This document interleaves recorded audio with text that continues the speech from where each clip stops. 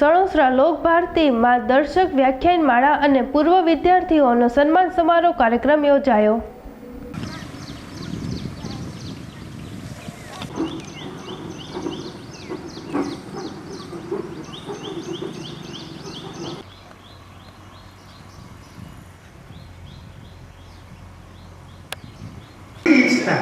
पर हमारे काई तो क्राइटेरिया રાખો તો કે ભાઈ આપણે નામ આવ્યા છે ને એમાં જે મોટી ઉંમરના છે ને એને પહેલા લેવું એટલે બધા રહી ને પણ એ બધી મર્યાદાઓ વચ્ચે હકીકતે તો આ જે કોઈને ત્યારથી આ વિચાર આવ્યો મનોદાદાને અને એને મદદ કરી રજનીબેન. આજે રજનીબેનને કોકીબેને બહુ આગ્રહ કર્યો પણ નથી પહોંચી શક્યા. તો 89માં સૌથી પહેલા વિદ્યાર્થીને પહોંચ્યા. પછી 21 વર્ષ આપણે એક વિદ્યાર્થીને પહોંચ્યા, 21 વર્ષ. પણ પછી 2011માં અમને થયું, અને અમે તો જે દાદા પાસે લાડ કર્યા છે, કદાચ હું ક્યારેક હસવામાં કહું કે રામભાઈ ને સુમેધાબેન કરતા અમે વધુ લાડ કર્યા છે મનુદાદા પાસે, એવી મોજ કરી છે. એટલે હું તો ઘણી વાર કહેતો દાદા એક નહીં હારો આવે તો દાદા કે ના આ બરાબર છે. પણ પછી અમને બધાનો અભિપ્રાય લીધો કે હવે આ થોડો ગાળ મોટો ઉતારવો પડશે. એટલે પછી આપણે 3 ને 4 ને 5 જણને અહીંયા સન્માનિત કરવા માંડ્યા. કેવો આનંદ છે કે અમારી મીટિંગ મળે ત્યારે એટલા બધા નામ આવે કે કોને પસંદ કરવા. પછી અમે હસીએ, આપણે ઘરમાં બેઠા છીએ એટલે જરાક અંદરની વાત કરી દઉં કે અમે હસીએ કે આ તો હજુ નાનો છે, આને હવે ઉંમર થઈ ગયો, આને પેલા લઈ ગયો. વિદ્યાર્થીઓને સન્માનિત કર્યા છે એટલે એમાં આજે 4 ઉમેરા છે એટલે 76 વિદ્યાર્થીઓને આપણે આ છેલ્લા 36 વર્ષમાં સન્માનિત કર્યા. તો આ તો દર્શકના દીકરાઓને પહોંચવાની વાત છે, દર્શકના વિચારને પહોંચવાની વાત છે. આજે ગાંધીજીની સળંગા સ્વજનો, લોકભારતીના વડીલો એ હાજર છે. અને જ્યારે આમ તો ગાંધીજી કાયમ પ્રસ્તુત છે, પણ હમણાં જાણે જરાક વધારે જરૂર હોય એની વિશ્વમાં પણ એની લાગે છે કે જે કુમળા બાળકોનો રોજ સંહાર થાય છે, કેટલા બાળકો મરે છે, આ લડાઈમાં કેટલા નિર્દોષ મરે. વિશેષ છે એમનો પરિચય આપવા આપણી લોકભારતી યુનિવર્સિટી ફોર રૂરલ ઇનોવેશનના કુલપ્રતિષ્ઠિત આદરણીય ડૉક્ટર રાજેન્દ્રભાઈ ચીમાણીને વિનંતી કરું કે તે આવે અને આજના આપણા મહેમાન વિશેષનો પરિચય આપે. નામ ઘણા બધા છે એટલે હું સ્વજનમાંથી બતાવું છું, કારણ કે બધા જ આપણે લોકભારતીના સ્વજનો છે. અરુણભાઈ 2001ની વાત કરતા હતા. રમેશભાઈ છે એ 2001 પછી બોનસ જીવે છે, કારણ કે 2001માં એમને હાર્ટ એટેક આવ્યો. અને હાર્ટ એટેક આવ્યો ત્યારે મુંબઈ અમે લઈ ગયા. અને મુંબઈના ડૉક્ટરોએ એવું કહ્યું કે આ અને હોસ્પિટલમાંથી તમે બહાર લઈ જાઓ પછી એ મરી જશે કે જીવશે એની અમે કોઈ બાહેંધરી આપતા નથી, એટલે તમારે અત્યારે ને અત્યારે એમનું ઓપરેશન કરાવવું પડશે આપે છે. તો એ જતા હતા અમેરિકા. તો અમેરિકા જતા હતા તો એરપોર્ટ ઉપર એને લે ઓફ હતું, અમદાવાદથી મુંબઈ ને મુંબઈથી અમે કહ્યું કે હું અમેરિકા જઈને પાછો આવીશ ત્યાં સુધી રમેશભાઈ સમજીને કશું નહીં થાય. અને એણે કહ્યું કે બહુ જ સાચવવું પડશે. અને એ 1 વર્ષ સુધી એમની કોઈ જ પ્રકારનો શ્રમ ન પડે એવી જિંદગી એ જીવ્યા. અને આજે 2001થી 2025 એટલે કાલે જે કહેતા હતા કે હું તો બોનસમાં જીવું છું, કારણ કે 2001માં મારે જવાનું છું. તો આ શ્રદ્ધા અને ધીરજ એ એમના પિતાશ્રીમાંથી અમને મળેલા મણિભાઈ પ્રશ્ન હતા. ત્યારે કચ્છથી મેં આમલા ભણવા મોકલવા માટે એ વખતે યાતાયાતના જેટલા વાહનો હતા એ બધા જ વાહનોનો ઉપયોગ કરીને આમલા આવી શકે. એમાં હોડી પણ હોય, બસ પણ હોય, ગાડું પણ હોય અને પદયાત્રા પણ હોય. આ બધું કરીને એ આમલા પહોંચી શકે. એટલી મણિભાઈને આ વિચારમાં શ્રદ્ધા અને ધીરજ, એટલે એમણે એમને આમલા ભણવા મોકલ્યા અને આમલા ભણીને પછી લોકભારતીમાં ભણ્યા અને પછી એમણે એની કારકિર્દીની શરૂઆત કરી. એમને આમલા, લોકભારતી, પછી ગુજરાત વિદ્યાપીઠ એમ ત્રણેય સંસ્થાઓમાં એનો અભ્યાસ થયો. હું જેવા એમનો પરિચય બીજી રીતે હું આપું તો એવો છે કે એ એટલા શ્રદ્ધાવાન છે.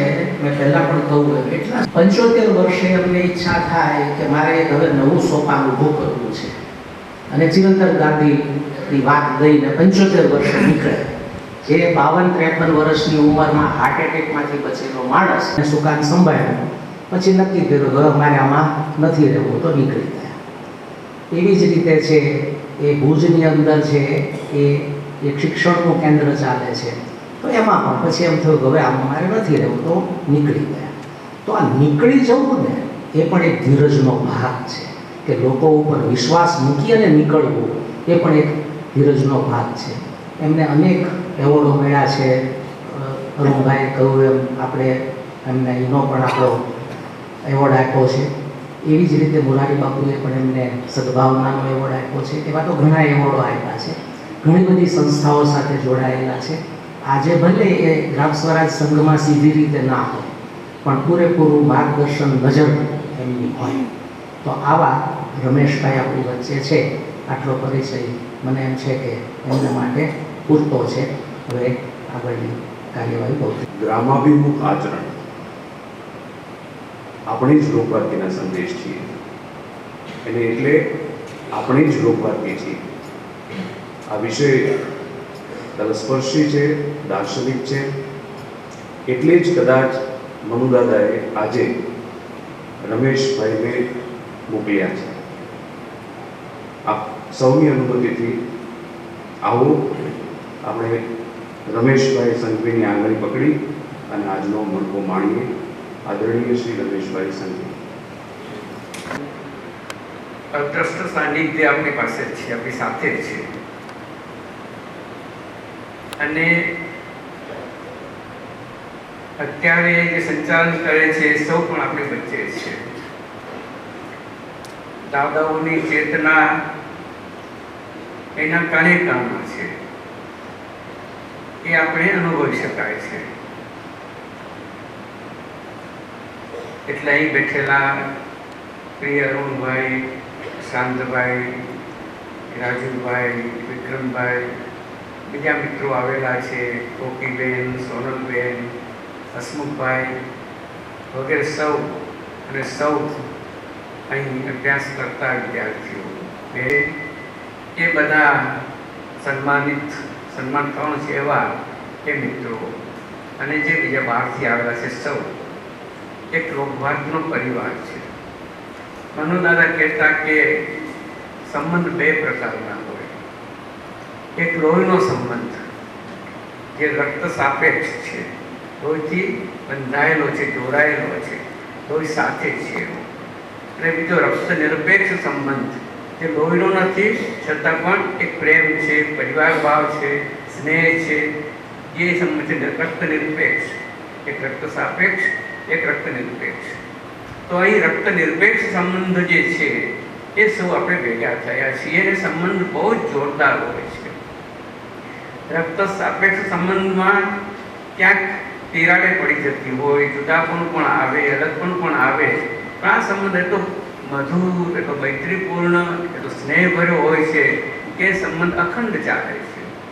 આંબલામાં અમે થોડા મિત્રો ભણતા, થોડા રહ્યા છે, થોડા નથી રહ્યા, પણ સંબંધ આજે પણ છે. અહીં અને બહાર બધે અનુભવી શકીએ છીએ. ને મને લાગે છે કે આપણા દાદાઓએ આપણે આ શીખ્યું છે.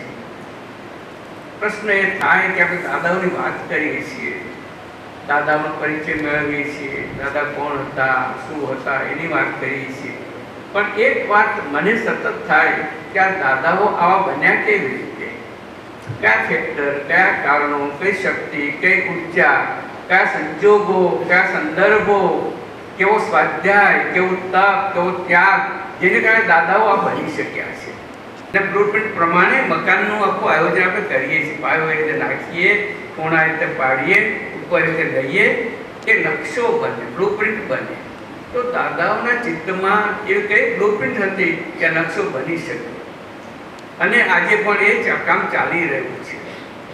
તો આ જે આખું જે છે એમાં આ પ્રશ્ન થાય કે કયા પરિબળો અંદર કયું તત્વ, કયું સત્વ, કઈ શક્તિ એને કારણે દાદાઓ આવું બની શક્યા, એ આપણે સમજીએ તો એક મોટો સંદેશો આપણને મળે કે આ આપણા જેવા જ હતા, અને કદાચ એ ક્યાંક બીજે ગયા હોત તો સારું કમાઈ શક્યા હોત, સારી પદવી ઉપર હોત, એક પ્રતિષ્ઠા હોત. પ્રતિષ્ઠા તો આજે જ છે, હતા ત્યારે પણ હતી, પણ જેને આપણે કહી ગયા તો નેતા કહેવાય, આ વિશ્વના અગ્રણી કહેવાય, અને નોબેલ પારિતોષિક મળ્યું છે કે આવું તેવું એવું કંઈક મેળવી શક્યા હોય, એવા બધા પ્રજ્ઞા પુરુષો હતા કે અંદરની જિજ્ઞાસા, અંદરની તત્પરતા, અંદર ઉત્સાહ, ઉમેદ, ઉમંગ, ઉમ્મીદે આ બધું કયું હતું એની પાછળ કે જેને કારણે બની શક્યા હતા. મેં કહ્યું એમ એ કોઈ જગ્યાએ સરસ પદ શોભાવી શક્યા હોત, પણ એ ખપી ગયા, આ ધૂળમાં એની માટીમાં મળી ગયા, અને મળ્યા પછી આ દીવડાઓ પ્રગટાવ્યા. હમણાં જરુણભાઈ કહેતા હતા કે આ દીવડાઓ પ્રગટ્યા, એમણે પ્રગટાવ્યા, આજે પણ પ્રગટી રહ્યા છે, અને યાત્રા આજે પણ ચાલી રહી છે. કેટલાક દીવડાઓનું સન્માન થવાનું છે, કેટલાક દીવડાઓની વાટ કાપવા આવ્યા છે, મોગરો કાપવા આવ્યા હશે, કેટલાક દીવડાઓની પ્રગટવાના હશે, પણ આજે યાત્રા ચાલી છે. એ બહુ મહત્વની યાત્રા છે, અને મારી દ્રષ્ટિએ એ દાદાઓના તપમાંથી પેદા થઈ છે. કોઈ પણ વસ્તુની પ્રાપ્તિ કેવી રીતે થાય? સહન ન કરવું પડે, સહન કર્યા વગર મળી જાય, આઝાદી મળી આપણને. આપણે સહન કર્યું, કેટલાક લોકોએ કર્યું, પણ જે બીજા દેશોની વાત સાંભળીએ અને એ લોકો જે સહન કર્યું હોય એવું સહન આપણે નથી કર્યું. અને ગાંધીજીના નેતૃત્વ નીચે જે સત્યાગ્રહો ચાલ્યા, જે વાતાવરણ પેદા થયું, અને જે લોકો એક બની ગયા અને અંગ્રેજીનો વિરોધ કર્યો કે અમે હવે તમને નહીં રહેવા દઈએ, તમે જાઓ અહીંથી, ક્વિટ ઇન્ડિયા, તો એને કાંઈ થઈ શક્યું. તો આ જે આખું વાતાવરણ પેદા થયું, જેને આપણે ભાવાવરણ કહીએ છીએ, સંસ્થાનું જે આખું માહોલ કહીએ, જે આપણે સ્પર્શી જાય છે, જે અનુભવી શકાય છે.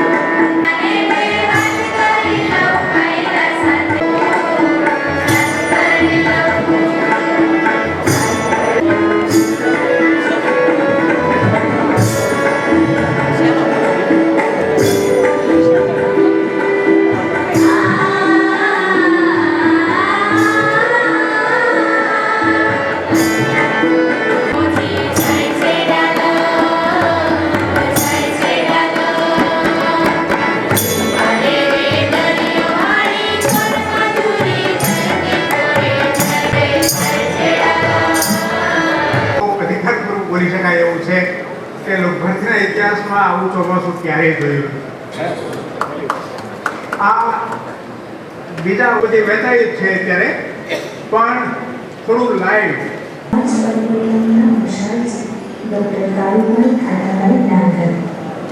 લોકભારતમાં 1988માં કૃષિ સ્નાતક અને ગુજરાત વિદ્યાપીઠના સમાજ કાર્યમાં અનુસ્નાતક MS ડબલ્યુની ઉપલબ્ધિ પ્રાપ્ત કરેલ ડૉક્ટર કાળુભાઈ ડાંગર છેલ્લા 33 વર્ષથી ગ્રામીણ સમાજના સર્વાંગી પરિવર્તનની પ્રક્રિયામાં નિષ્કામ ભાવે સફળતાપૂર્વક પ્રવૃત્ત રહી શક્યા છે. તેનું શ્રેય તેઓ માતૃ સંસ્થા લોકભારતીને આપતા ગૌરવની લાગણી અનુભવે છે. કાળુભાઈનું વતન ભાવનગર જિલ્લાના ઘોઘા તાલુકાનું નાનકડું ગામ પાણીયાળી. ત્રણેક શાળાઓમાં 10મા ધોરણ સુધીનો અભ્યાસ સંપન્ન કરી ગ્રામ દક્ષિણામૂર્તિ આંબલામાંથી ઉચ્ચતર માધ્યમિક શિક્ષણ પ્રાપ્ત કર્યું.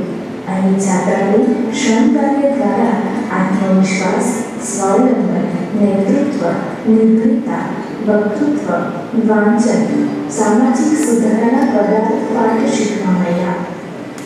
જેના પરિણામે પોતાના લગ્ન પ્રસંગે તેમણે લાજ પ્રથાને તિલાંજલિ આપી. સમાજમાં મૃત્યુ પછી કરવામાં આવતી કારનાની ભોજન પ્રથાથી તેઓ દૂર રહ્યા છે. વિશેષ શિક્ષણ સાથે સમાજની વકીલાત, ખાદી ગ્રામ ઉદ્યોગ દ્વારા સ્વાવલંબન જેવા ઘણા વિષયોએ તેમને નવી દૃષ્ટિ આપી. ભરૂચ જિલ્લામાં જંબુસર ખાતે વિકાસ સેન્ટર ફોર ડેવલપમેન્ટ સંસ્થા દ્વારા સંચાલિત પ્રોજેક્ટમાં કમ્યુનિટી ઓર્ગેનાઇઝર તરીકે કામ કરવામાં તેઓ સફળ થયા. આ કારણે તેમને 1992 થી 2007 સુધીના કાર્યકાળમાં ગામડામાં રહીને ગ્રામીણ પ્રદેશો માટે નિષ્ઠા અને દૃષ્ટિપૂર્વક કામ કરવાનો વિશાળ અનુભવ મળ્યો. ઉપેક્ષિત, જમીન વિહોણા, આદિવાસી, હળપતિ સમાજના ખેતમજૂરો અન્યાય, અત્યાચાર, બેરોજગારીનો ભોગ બનેલા હતા. દર્શકની નવલકથા બંધન અને મુક્તિ વાંચેલી. તેમની ભાવના મુજબ વેઠિયા મજૂરોના સંગઠનો સ્થાપીને તેમનું ક્ષમતાવર્ધન કરીને સૌ સ્વમાનભેર જીવન જીવતા થાય તે પુરુષાર્થમાં તેઓ સફળ થયા. ખેત મજૂરોના મંડળો રચીને તેમને જમીન અપાવી, સહકારી મંડળીઓ સ્થાપી, જમીનને ખેતીલાયક ઉત્પાદક બનાવી, વંચિતોના આશીર્વાદ મેળવ્યા. રોજગારી સર્જનમાં સ્થાનિક નેતૃત્વની ભૂમિકા જેવા વિષયમાં તેમના અનુભવોના ફલસ્વરૂપ તેમને આ ક્ષેત્રમાં વધુ સંશોધન કરવાની જિજ્ઞાસા જાગી. ડૉક્ટર વિદ્યુતભાઈ જોશીના માર્ગદર્શન અન્વયે વિકાસમાં લોકભાગીદારી ભરૂચ જિલ્લાનો એક અભ્યાસ વિષયમાં રિસર્ચ કરીને તેઓએ પીએચડીની પદવી હાંસલ કરી. આ અધ્યયને તેમને પ્રતીતિ કરાવી કે સ્વૈચ્છિક સંસ્થાના સામાજિક પરિવર્તન વિષયક પ્રયત્નોને લીધે દરિયાકાંઠે વસતા લોકો ગુલામી પ્રથામાંથી સ્વતંત્ર થઈ શક્યા છે. ઓગસ્ટ 2011થી તેઓ એક નવા પ્રકાર દાંડી વિરાસત પ્રોજેક્ટમાં જોડાયા. વિશ્વ બેંક પુરસ્કૃત ભારત સરકારના green action for nation Dandi heritage initiatives Gandhi Dandi વિરાસત પ્રોજેક્ટમાં ગુજરાત વિદ્યાપીઠ દ્વારા સમાજ વૈજ્ઞાનિક તરીકે તેમની નિમણૂક થઈ. ગુજરાત વિદ્યાપીઠ દ્વારા દાંડી વિસ્તારના 6 ગામોમાં ગાંધી મૂલ્યો આધારિત ગ્રામ વિકાસ અને પર્યાવરણ સંવર્ધન સંબંધિત પ્રવૃત્તિઓ અમલમાં લાવવાની હતી. તેમણે લોકભાગીદારી અને ટીમવર્ક દ્વારા આ પ્રોજેક્ટના પ્રમુખ ઉદ્દેશ્ય પરિપૂર્ણ કરી આપ્યા. ભારત સરકાર નવસારી દ્વારા દાંડી સ્મારકના વ્યવસ્થાપન, સંકલન અને ગાંધી વિચાર પ્રસાર માટે તેમની વરણી કરવામાં આવી. 30 જાન્યુઆરી 2019માં ભારત સરકાર દ્વારા 80 કરોડ રૂપિયાના ખર્ચે તૈયાર થયેલ દાંડી સ્મારક રાષ્ટ્રને અર્પણ થયું. ત્યારબાદ પ્રવાસન વિભાગ દ્વારા 2019થી કાવતરી 15 જેટલી સંસ્થાઓએ તેમના માન સન્માન દ્વારા વધામણા કર્યા છે. તેમના 10 સંશોધન પત્ર તેમજ દક્ષિણ ગુજરાતમાં ગાંધીજી પુસ્તક પ્રકાશિત થયા છે. કાળુભાઈના દરેક કાર્યમાં તેમના જીવન સંગીની મીનાક્ષીબેન પણ સહભાગી રહ્યા છે. પણ આજીવન વિદ્યાર્થી તરીકે સતત શીખવાની સંઘર્ષ અને સમર્પણ વૃત્તિને લીધે ગુજરાત સરકારે તેની સેવાઓને સતત સમર્થન આપવાનું પસંદ કર્યું છે. લોકભારતીના આદર્શો અને મૂલ્યોને ચરિતાર્થ કરતા રહેનાર કાળુભાઈને શુભકામનાઓ. એક એવું નામ જેનાથી ગુજરાત અને ભારતભરના માર્શલ આર્ટ્સના ચાહકો ભાગ્યે જ અજાણ્યા હશે.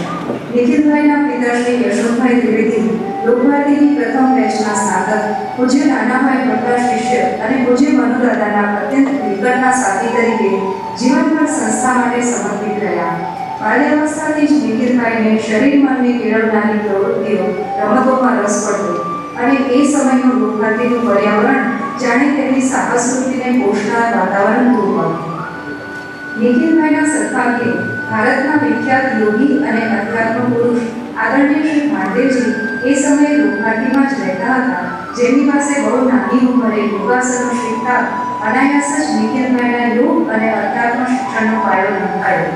લોકભારતીના આદ્ય સ્થાપક પૂજ્ય નાનાદાદા અને તેમની શિષ્ય ત્રિવેણીના વ્યક્તિત્વ તથા પિતા શ્રી યશવંતભાઈના સનિષ્ઠ વ્યક્તિત્વની અસર હેઠળ નિખિલભાઈનું ચારિત્ર હતું.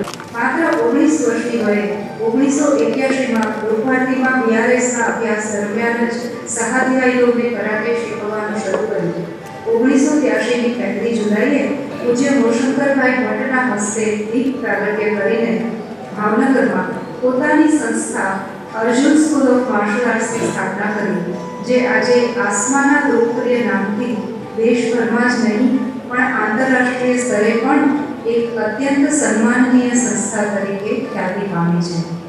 સેન્સી નિખિલ તેમના વિદ્યાર્થીઓને માત્ર શારીરિક તાલીમ જ નથી આપતા, પરંતુ તેમનું માનસિક અને આધ્યાત્મિક ઘડતર પણ કરીને તેમને વધુ સારા માણસ બનતા શીખવે છે. અને પોતાના આ અભિગમને તેઓ લોકભારતીની શિક્ષણ પરંપરાની દેન માને છે. આસમાના કેમ્પનું વાતાવરણ આ જ કારણે જાણે લોકભારતીના છાત્રાલય જીવનનું લઘુ સ્વરૂપ બની રહે છે. માર્શલ આર્ટ્સની એડવાન્સ તાલીમ માટે સેન્સે નિખિલ 1985માં પ્રથમવાર લંડન ગયા અને પોતાના ગ્રાન્ડમાસ્ટર સોકે બ્રાયન ડોસેટ પાસેથી તાલીમ મેળવી સ્પિરિટ કોમ્બેટ નામની યુરોપિયન માર્શલ આર્ટ શીખનાર પ્રથમ ભારતીય બન્યા. 1990માં ભારતના મણિપુર રાજ્યમાં જઈ ત્યાંની માર્શલ આર્ટ તાંગતા શીખનાર પ્રથમ પરપ્રાંતીય બનવાનું ગૌરવ પ્રાપ્ત કર્યું. માર્શલ આર્ટ ઉપરાંત સેન્સે નિખિલે કૈવલ્યધામ અને બિહાર સ્કૂલ ઓફ યોગા જેવી આંતરરાષ્ટ્રીય સંસ્થાઓમાંથી યોગ પ્રશિક્ષકની અધિકૃત તાલીમ મેળવી છે. તેમાં ઉત્પાદન, બચત, જ્ઞાનિકતા બધું જ છે. જે શિક્ષણ આ નથી કરતું તે બધી રહે. વાસ્તવિક પ્રશ્નો સાથે લડતી નથી તે સાચી વિદ્યા. આપણે સત્તાને સત્ય જોઈએ છે. હિંગરાળિયા અને જસાણીની વાડીઓ અને ત્યાં થઈ રહેલ કામ જોઈ હું બહુ રાજી છું. પૂજ્ય મનુદાદાએ જે વિદ્યાર્થીના કામ પ્રત્યે રાજીપો દેખાડ્યો તે વિજયભાઈ એટલે પાલીતાણા તાલુકાના કુંભણી ગામના નાના ખેડૂત શ્રી રાઘવભાઈના દીકરા. ગામની શાળામાં ધોરણ 6 સુધી ભણ્યા. ભણવાનું પડતું મૂકી ખેતીના કામે વળી ગયા.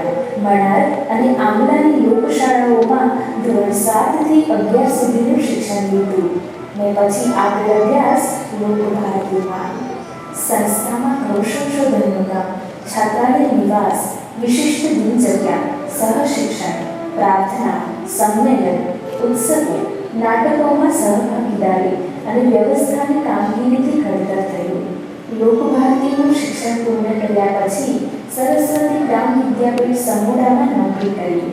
પાકોના પ્રયોગો કરીને સુધારેલી જાતના રાયડો, જીરું, આદુ, હળદર, બટાકાની ખેતીથી આવકમાં સફળતા મેળવી.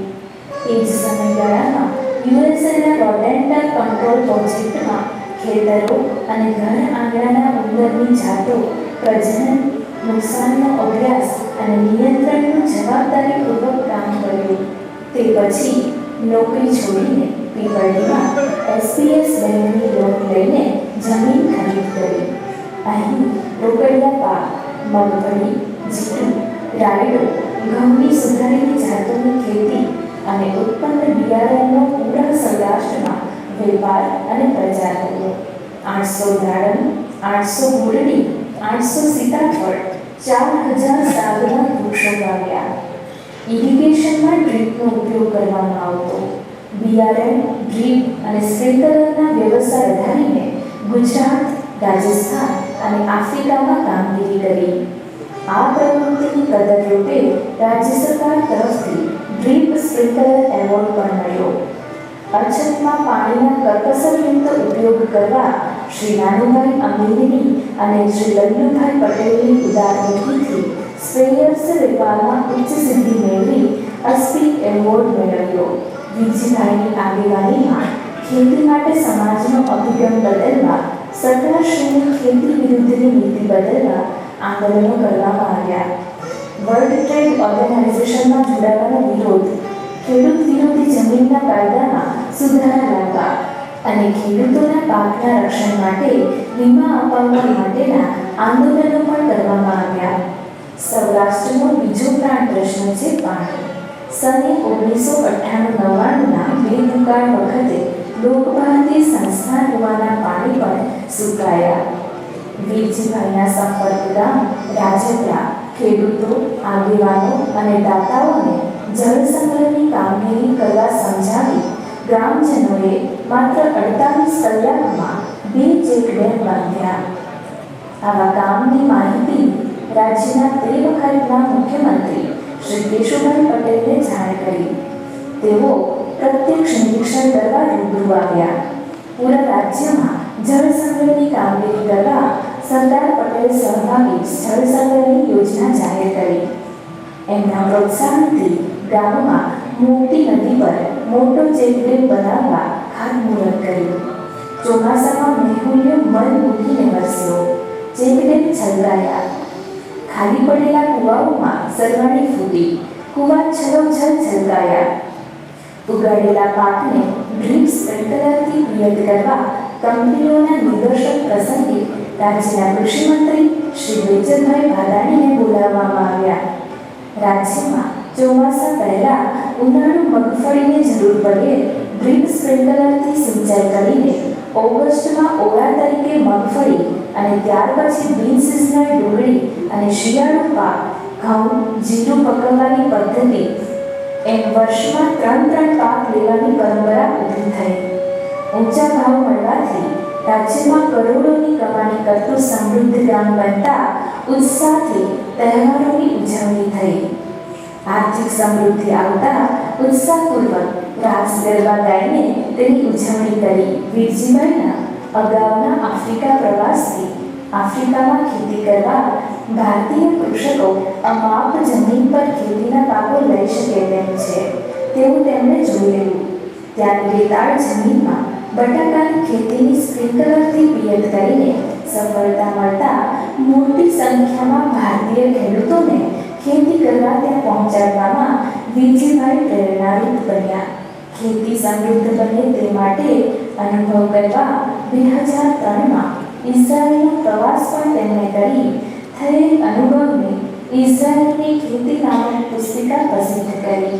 આજે 79 વર્ષની જેફ વયે કાર્યરત રહી વીરજીભાઈએ લોકભારતીના શિક્ષણને સાર્થક કર્યું છે. તેઓ લાક્ષણિક રીતે જ આ કાવ્ય પંક્તિઓ કંડ્યાણી છે. તેમના વ્યક્તિગત વ્યવસાય અને પ્રજાલક્ષી કામની કદર રૂપે તેમનું આજે સન્માન થઈ રહ્યું છે. તે માટે તેઓ લોકભારતી સંસ્થા પ્રત્યે ઋણભાવ વ્યક્ત કરે છે. ચાહી પર હોય પાઉં દેહી એહી માનસ. નામ અમીરભાઈ વીરજીભાઈ ઢુંગુ. જ્ઞાતિ શિયા ઇમામી ઇસ્માઇલ આગા તરીકો છે. જન્મ 18 નવેમ્બર 1942 વાક્યા તાલુકો જિલ્લો અમરેલી. અમીરભાઈના જન્મ પહેલા પૂજ્ય પિતાશ્રી વીરજીભાઈનું દેહાવસાન થયેલું. તેમના માતા સાકરબેન પિયર વાંકિયામાં તેમના વૃદ્ધ અવલબાઈ માતાના આશ્રય રહેતા હતા. કર્મ સંજોગોએ તેમના માતાએ 1944માં બીજા લગ્ન કરી તેઓ લિસ્બોનમાં સ્થિર થયા. તેમના વૃદ્ધ નાનીમાના આશ્રયે 18 વર્ષની ઉંમરે પૂજ્ય નાના દાદાની લોકભારતી સણોસરામાં 1960 થી 62 દરમિયાન અધ્યાપન મંદિરમાં તાલીમ લઈ તેઓ પ્રાથમિક શિક્ષક બની ગયા. રોશન બાનુ સાથે 1967માં નિકાહ પડીને તેમના લગ્ન થયા. તેમના સાંસારિક જીવનમાં 3 દીકરીઓ અને 1 દીકરો. આજે બધાના લગ્ન થઈ ગયા છે અને બધા સુખી છે. નિવૃત્તિ વેળાએ ઈસવીસન 2001માં તલગાસરના પ્રાથમિક શાળામાં પૂજ્ય બાપુના વરદ હસ્તે શાલ અને આશીર્વાદ ઓઢી તેઓએ સેવા નિવૃત્ત કરી.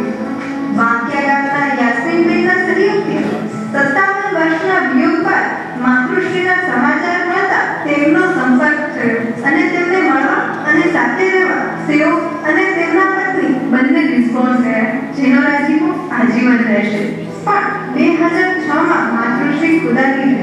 પહોંચી ગયા।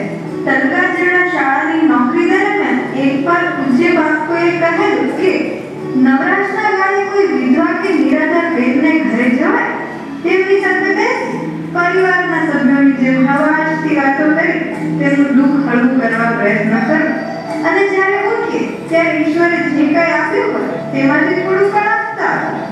નાનપણમાં તેમણે નિરાધાર જીવન વિતાવ્યું હતું, તેથી મનમાં ગાંઠ વાળી કે ઈશ્વર જ્યારે સમય આપે ત્યારે નિરાધાર લોકોને પ્રેમ આપવો અને આદરપૂર્વક મદદગાર કરવો। પૂજ્ય બાપુની વાતોથી પ્રેરિત થઈને તેમણે નિરાધારના આધાર બનવાનો દ્રઢ નિશ્ચય કર્યો। સૌપ્રથમ અંબર ચરખાથી જરૂરિયાતમંદ લોકોને રોજગારી પૂરી પાડવાના સફળ પ્રયાસ કર્યો। મહુવાની પીડીલાઇટ સંસ્થા જે બળવંતરાય પારેખના આર્થિક સહયોગથી ઇસ્માઇલભાઈ કલાણીયાના માર્ગદર્શન નીચે વિવિધ સેવા કાર્યો કરી રહી છે, તેમાં તેઓ માનદ વેતનથી જોડાયા। સરકારશ્રીની વિવિધ કલ્યાણકારી યોજનાઓ અંતર્ગત સેવા વિભાગ શરૂ કરી સમાજના વિધવા બહેનો, નિરાધાર વૃદ્ધો, વિકલાંગો અને જરૂરતમંદ લોકોને મદદરૂપ થવાનું સેવા કાર્ય શરૂ કર્યું। 2 ઓક્ટોબર 2006 ગાંધી જયંતિના દિવસે શ્રી અલ્લારા સહાયતા કેન્દ્રના નેજા નીચે ચૂંટી કાઢેલા 20 પરિવારોને 5 કિલો બાજરી અને 5 કિલો ઘઉંની સહાયતા તેમના ઘર સુધી પહોંચાડી માનવીય સેવાના શ્રી ગણેશ કર્યા। કીટ સેવા એમના પેન્શનની આવકમાંથી શરૂ કરી 6 માસમાં લાભાર્થીઓની સંખ્યા વધતા આર્થિક મૂંઝવણ વધી। મિત્રોના માર્ગદર્શનથી લોક સહયોગ માંગવો એવું નક્કી કર્યું। કીટ વિતરણમાં એક પણ મહિનો ચૂકાયો પણ નથી। આનું નામ સદગુરુ કૃપાથી કેવલ। મિત્રોથી શુભારંભ કર્યો। પ્રતિ માસ ₹100 નું યોગદાન આપો। મિત્રોનો અને લોકોનો સારો પ્રતિસાદ મળ્યો। ગાડી પૂરપાટ ચાલી। ઈસવીસન 2012માં મહુવાના અગ્રણી સેવાભાવીઓના ભરત હસ્તે મધર્સ ડેના દિવસે પોતાનું મકાન આશ્રમનું લોકાર્પણ કરાયું। સૌપ્રથમ નિરાધાર વૃદ્ધો માટે ટિફિન સેવા અને ગૌતમ ડેરીના મીનાભાઈના સહયોગથી 1000 પરિવાર માટે છાસ કેન્દ્ર શરૂ કર્યું। કામનો વ્યાપ અને બજેટ વધતા શ્રી અલ્લારા સહાયતા ચેરિટેબલ ટ્રસ્ટ બનાવ્યું। કીડીને કીડિયાર, પક્ષીઓ માટે ચણ, ખિસકોલીઓ માટે મકાઈ, બાળકો માટે ચોકલેટ, કૂતરાઓ માટે બિસ્કિટ અને ગાયો માટે દર શનિવારે લાડુ। 6 એક સ્થળોએ રોજ સવારે નાસ્તો અને ચણ નાખે છે। 50 વૃક્ષોથી વૃક્ષારોપણના કામો ઉછેર અને રક્ષણની પૂરી જવાબદારી સાથે શરૂ કર્યા। ઓફિસમાં સવારે નવા લાભાર્થીઓની મુલાકાત, આધાર પુરાવા ચકાસી યોગ્ય હોય તો ફોર્મ ભરી આપો અને રવિવારે સ્થળ તપાસ કરે છે। આ ઉપરાંત વિધવા પેન્શન, વૃદ્ધ પેન્શન, સંત સુરદાસ પેન્શન, અપંગ ઓળખ કાર્ડને સાધન સહાય અને અન્ય સરકારી યોજનાના ફોર્મ ભરી આપવાની કામગીરી કરે છે। 2006માં 20 પરિવારોથી શરૂ થયેલી સેવા પ્રવૃત્તિ 18 વર્ષના અંતરાલ બાદ દાતાશ્રીઓની દિલની દાતારીથી, વૈભવભાઈ જોશીની કીટ આપૂર્તિની સહાયથી અને ઈશ્વરની અસીમ કૃપાથી 2025માં 500 પરિવારો સુધી અનાજની કીટ સેવા અવિરત ચાલી રહી છે। તેમજ 11 ટિફિનથી શરૂ થયેલી સેવા શ્રી હરેશભાઈ સંઘવીના દાન સહયોગથી આજે 54 પરિવારોને સહાયરૂપ અને નિમિત્ત માત્ર બની રહ્યા છે, જેનો તેમને આનંદ પણ છે અને ગૌરવ પણ છે। તેઓ કહે છે, આભાર દાતાશ્રીઓનો, આભાર શ્રી અલ્લાહનો। प्रभु की कृपा है वो सब काजू, जन्म हमार सफल काजू। आज लोक भारती पूर्व विद्यार्थी सम्मानથી એક પુરસ્કૃત થઈ રહ્યા છે, તેમને ખૂબ ખૂબ શુભકામનાઓ અને અભિનંદન। કીટ બનાવી છે અમારા વિરોગના વિદ્યાર્થીઓએ। એ કીટ એવી છે અર્પણ, હા, અલ્લાહ રામ રામ। હું અમીરભાઈને વિનંતી કરું અહીંયા આવે અને સન્માન સ્વીકારે। રમેશભાઈ અર્બન કીટ, કિચન ગાર્ડનની કીટ બનાવી। હવે એ કીટની અંદર બોક્સ હશે આવડો, એમાં બધી વસ્તુ મૂકેલી હશે, એમાં અળસિયાનું ખાતરી હશે, સરસ મજાની વ્યવસ્થા હશે, એટલે ખાસ કરીને અર્બનમાં વધારે એ ઉપયોગી છે।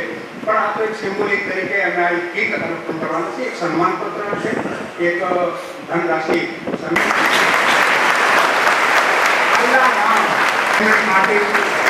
કેવું મોટું કામ કરે છે આપણે વિડીયોમાં જોયું કે એટલે હું વધારે વર્ણન નથી. જેવું કે ભગવાનનું ગાર્ડન છે.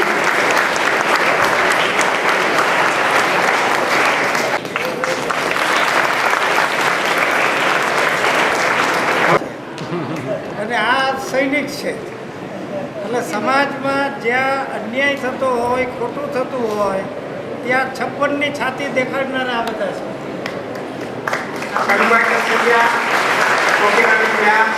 એનું સન્માન કરે છે.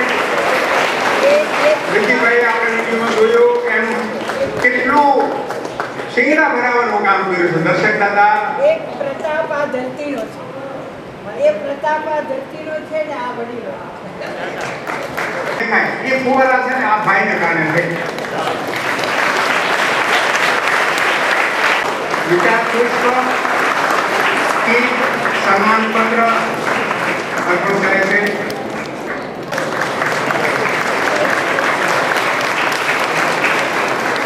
અરુણભાઈ હળવાથી વર્ણન કરતા હતા કે આને ફૂંક મારીને ત્યાં ઉડી જાય એવા રમ્યા. લોકભાગ્યમાં ભણતા હતા યશોગ્રામ, પણ લોકભાગ્યમાં ભણતા હતા ત્યારે ફૂંક મારે ને ઉડી જાય એવા.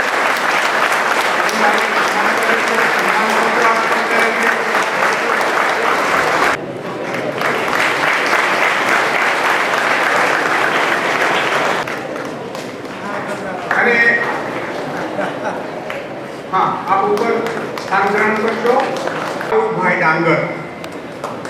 કાળુભાઈ ડાંગરને સન્માન કરવા માટે પ્રવીણભાઈ નગર આવો.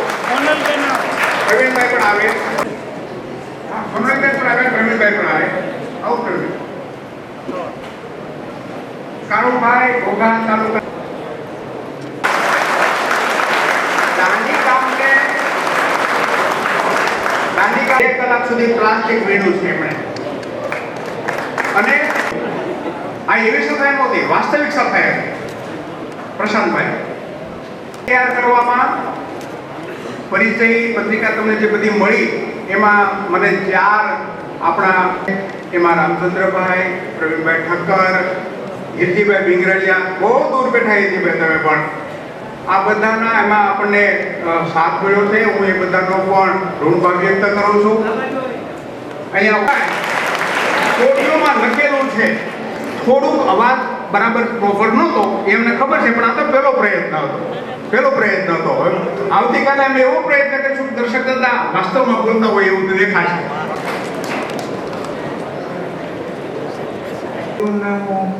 સરસ મિત્રોએ વિદ્યાર્થીઓએ ઘણી મહેનત કરીને કર્યું, પણ જો તમને ત્યાંથી દેખાતું હોય ને આગળ ધ્યાન ગયું હોય તો ઘઉંની ડુંગળી થોડીક છે, બરાબર. હવે મારે જાહેરમાં એ 2 વાત મૂકવી છે કે પરમ દિવસે સૌ પરિચય આપણે સૌ અહીં એ પરંપરાને ચાહનારા ભેગા થયા છીએ. સૌનું સ્વાગત. આભાર તો હું આ પુણ્ય પુરુષોનો માનું કે જેમણે આ ધરતી પર એક એવો પુરુષાર્થ કર્યો કે જેમાંથી આ પુણ્યભૂમિ એ સરસ રીતે